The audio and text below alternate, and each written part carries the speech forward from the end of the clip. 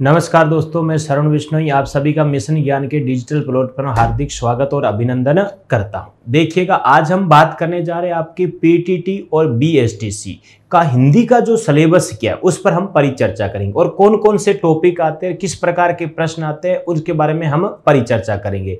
तो टॉपिक कौन कौन से, इस पे ध्यान रखना। पहली बात तो ये ध्यान रखना, पीटीटी के अंतर्गत हमारे हिंदी से संबंधित जो प्रश्न पूछे जाते हैं वो हमारे कितने प्रश्न पूछे जाते हैं मित्रों, वो ध्यान रखना। 50 प्रश्न होते हैं। कितने होते हैं? 50। और बीएसटीसी के अंतर्गत हमारे जो प्रश्न पूछे जाते हैं उनकी संख्या हमारी कितनी होती है?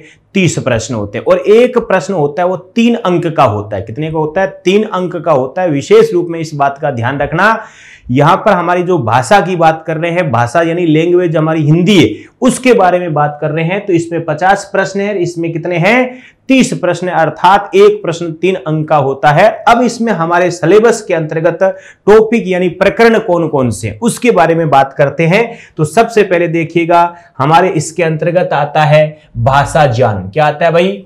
भाषा ज्ञान। और भाषा ज्ञान की मैं आपसे बात करूं मित्रों, तो भाषा ज्ञान के अंतर्गत हम पढ़ते हैं सबसे पहले क्या भाई, जिसके अंतर्गत आता है आपके सामने भाषा ज्ञान। और भाषा ज्ञान की मैं बात करूं तो भाषा ज्ञान का मतलब होता है कि हिंदी जो शब्द है, हिंदी शब्द है, इसके बारे में आपसे विस्तृत बात पूछी जाती है कि हिंदी शब्द कहां से लिया गया है, हिंदी शब्द में भाषा के प्रकार कितने होते हैं, भाषा की इकाइयां कितनी होती है, लिपि कौन सी होती है, शब्द किसे कहते हैं, अक्षर किसे कहते हैं, उनके बारे में जानेंगे हम इसके अंतर्गत।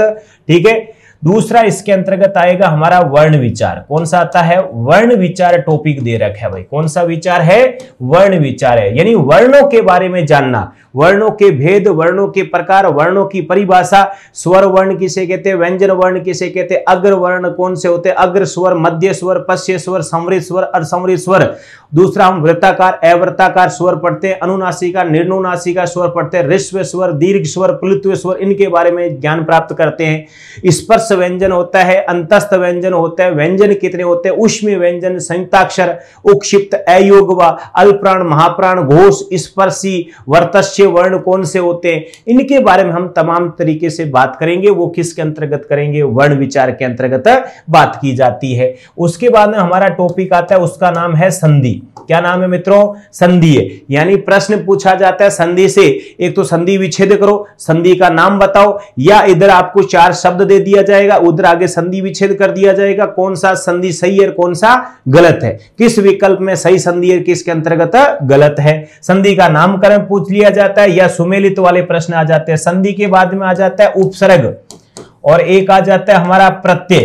कौन सा आता है? प्रत्यय आता है। फिर हमारे सामने आ जाता है समास। कौन सा आता है भाई? समास का प्रकरण आता है। तो उपसर्ग से संबंधित हम बात करते हैं, तो उपसर्ग से संबंधित प्रश्न आता है कि किस शब्द के अंतर्गत बे उपसर्ग है, या विदेशी भाषा का उपसर्ग है, संस्कृत भाषा का उपसर्ग है, हिंदी भाषा का उपसर्ग कौन सा है या कौन सा नहीं है, किस शब्द में उपसर्ग है या नहीं है, बिना उपसर्ग वाला, किसमें एक से अधिक उपसर्ग है। समास प्रत्यय आ जाता है। कौन सा? प्रत्यय। प्रत्यय के अंतर्गत पूछ लिया जाता है शब्द में प्रत्यय कौन सा है, कौन सी भाषा का है, मूल शब्द बताओ, प्रत्यय बताओ, उपसर्ग बताओ, इस प्रकार का प्रश्न आ जाता है।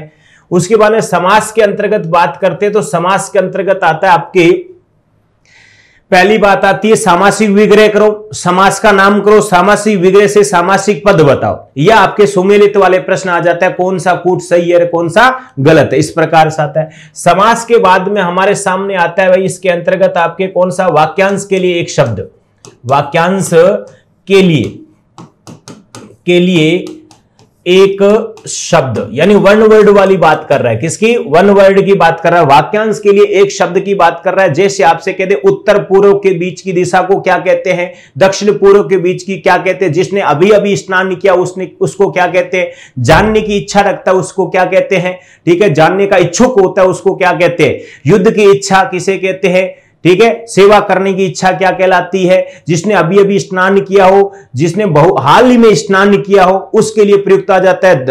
पहाड़ के ऊपर की समतल भूमि आ जाती, पहाड़ के नीचे की समतल भूमि आ जाती, पास की समतल भूमि जिसमें कुछ भी उपजता न हो, उसके लिए क्या कहते हैं? ठीक है। गद्य पद्य का मिश्रित रूप क्या कहलाता है?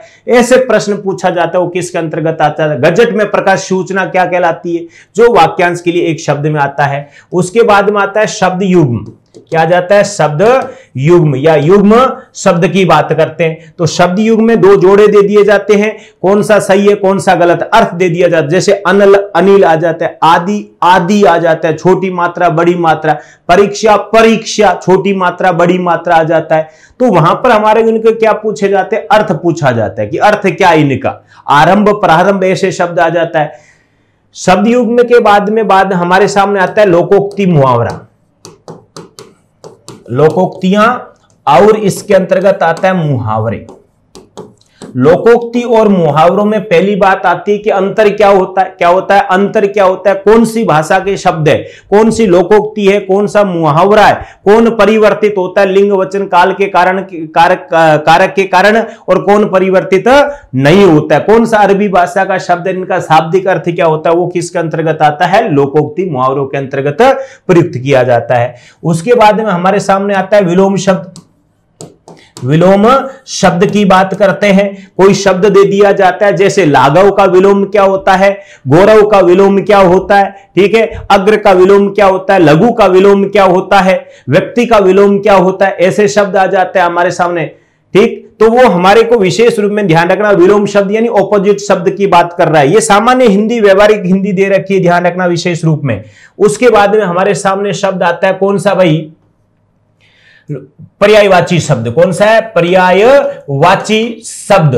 यानी ये टॉपिक दे रखा है हमारा पर्यायवाची शब्द के बारे में दे रखा है। कोई जैसे आ गया, आग के पर्यायवाची शब्द निम्नलिखित में से कौन सा है कौन सा नहीं है, उसमें से दे देगा आपके मोर के पर्यायवाची शब्द कौन सा है कि नहीं है। वैसे ही शेर के पर्यायवाची शब्द कौन से है कौन से नहीं है। पर्यायवाची शब्द के बाद में हमारे सामने शब्द आता है कौन सा? एकार्थी अनेकार्थी। कौन सा आता है? एकार्थी अनेकार्थी। उसके बाद में हमारे सामने आता है तत्सम, तद्भव, देशज, विदेशी। विदेशी शब्दों के बारे में पूछा जाता है। संकर शब्द है, कौन से शब्द है? संकर शब्द है। रूढ़ शब्द है, यौगिक शब्द है। यौगिक, कौन सा? यौगिक शब्द आ जाता है,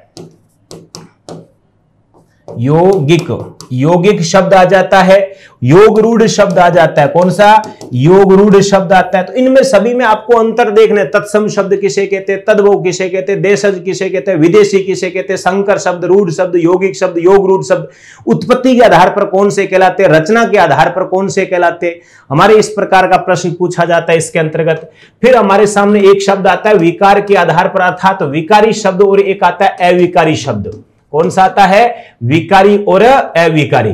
तो विकारी के अंतर्गत हमारा आता है संज्ञा, सर्वनाम, विशेषण, संज्ञा, सर्वनाम, विशेषण और क्रिया।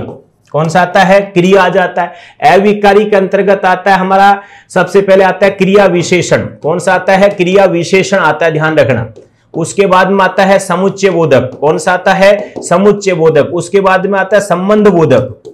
कौन सा आता है? संबंध बोधक। और एक आता है विस्मयादि बोधक। कौन सा आ जाता है? विस्मयादि बोधक। इस प्रकार का टॉपिक है हमारे। नेक्स्ट इसके अंतर्गत आपके सामने आता है वाक्य रचना, यानी वाक्य से संबंधित प्रश्न आते हैं। तो वाक्य हमारे तीन प्रकार के होते हैं। कितने प्रकार के होते हैं? तीन प्रकार के। एक आता है रचना के आधार पर, जिसमें हम पढ़ते हैं सरल वाक्य, संयुक्त वाक्य, मिश्र वाक्य। कौन सा होता है? सरल वाक्य, संयुक्त वाक्य, मिश्र वाक्य की बात करता है। सरल या साधारण वाक्य होता है, मिश्र वाक्य होता है और संयुक्त वाक्य होता है। उसके बाद में हमारे सामने प्रश्न आता है किसके आधार पर? क्रिया के आधार पर, जिसका नाम होता है वाच्य। और वाच्य भी कितने प्रकार के? तीन प्रकार के। कर्तरीवाच्य, क्रमवाच्य और कौन सा है? भाववाच्य। कर्तरीवाच्य, क्रमवाच्य और भाववाच्य। फिर आता है अर्थ के आधार पर, और 8 प्रकार के होते हैं, जिसके अंतर्गत आता है विधानार्थक, प्रश्नार्थक, निषेधात्मक, संकेतार्थक, संदेहार्थक, विस्मयादि, आज्ञार्थक, इच्छार्थक, प्रश्नार्थक, ऐसे वाक्य हमारे सामने आते हैं। 8 प्रकार के दे रखे होते हैं। तो ये अर्थ के आधार पर है तो वाक्य रचना आ जाती है। फिर हमारे सामने आती है वर्तनी शुद्धि। कौन सी आती है? शब्द शुद्धि की बात करता हूं। किसका आता है? शब्द शुद्धि की बात की जाती है। कोई शब्द दे दिया, जैसे कैलाश शब्द कैसे लिखा जाता है, ज्योत्सना कैसे लिखा जाता है, अभ्यारण्य कैसे लिखा जाता है, वाल्मीकि शब्द कैसे होता है, सौंदर्यता शब्द होता है या सुंदरता शब्द होता है या सौंदर्य होता है, मानवीय करण होता है या मानवीय होता है। ठीक है, ऐसे शब्दों का प्रयोग किया जाता है। तो हमारे को ध्यान रखना, वर्तनी शुद्धि से प्रश्न पूछा जाता है। त्योहार कैसे लिखा जाता है, मिष्टान, आशीर्वाद, ऐसे शब्द पूछे जाते हैं, हमारे वर्तनी शुद्धि से शब्द आता है। और एक आता है हमारा वाक्य शुद्धि से, वाक्य अशुद्धियां। वाक्य अशुद्धियां यानी वाक्य की अशुद्धियों का कारण बताओ, वाक्य में अशुद्धियों का शुद्ध रूप बताओ, कौन सा वाक्य अशुद्ध है कौन सा शुद्ध है, ऐसा भी प्रश्न आता है। फिर हमारे इसके अंतर्गत आता है लिंग, वचन, काल, कारक। लिंग, वचन, काल, कारक से भी प्रश्न आता है। स्त्रीलिंग, पुल्लिंग, एक वचन, बहुवचन। उसके बाद आ जाता है काल, कौन से 3 प्रकार काल आते हैं, उनके अंदर भी भेद दे रखे। कारक हमारे कितने होते हैं, उनसे संबंधित प्रश्न पूछा जाता है। ठीक है, जैसे देवेंद्र मैदान में खेल रहा है, कौन सा कारक है? कौन सा? देवेंद्र मैदान में खेल रहा है, कौन सा कारक है? राम ने रावण को मारा, पूजा को नौकरी नहीं करनी है, कारक का नाम बताइए। रेखांकित भी कर सकता है। भय या डर की अवस्था में कौन सा कारक कहलाता है हमारा? दूने के योग में या ले जाने में, हरण करने में, ऊपर ऊपर, नीचे नीचे, की ओर, सभी ओर, दोनों ओर, चारों ओर, इस प्रकार के आपको वाक्य में बोध कराने वाले में नमस्कार के योग में कौन सा कारक कहलाता है? तमाम प्रकार के प्रश्न बनते हैं। तो मित्रों ध्यान रखना, ये हिंदी हमारी भाषा है। भाषा के अंतर्गत हमारे जितना सीखने की कोशिश करते वही कम है। कहते ना, कहते क्या कहते हैं, 2 पंक्तियों के साथ में मैं बात कहूंगा आपके सामने कि चलते हैं समंदर के किनारों पर, चलते हैं समंदर के किनारों तक, चलते हैं समंदर के किनारों तक, देखते हैं किनारे पर किनारा कौन होता है। तो ध्यान रखना, पाठ्यक्रम को सबसे पहले याद करना है कि कौन कौन सा पाठ्यक्रम हमारे आता है, उसके अनुसार आपको तैयारी करनी है, मेहनत करनी है, लगन के साथ में करनी है। चाहे पीटीटी का हो, चाहे बीएसटीसी का हो, यदि इसके अंतर्गत आप एक साथ तैयारी करते हो और आपको विश्वास हो जाता है कि मेरी मेहनत है, जज्बात है, तो आप कुछ भी कर सकते हो। और भाषा है, भाषा के अंदर रुचि रखोगे तो कुछ भी अपना हो सकता है। अपनों के लिए हाथों के पीछे पड़ना पड़ता है। तो नमस्कार, धन्यवाद, जय हिंद, जय भारत, जमा जम और भमा भम।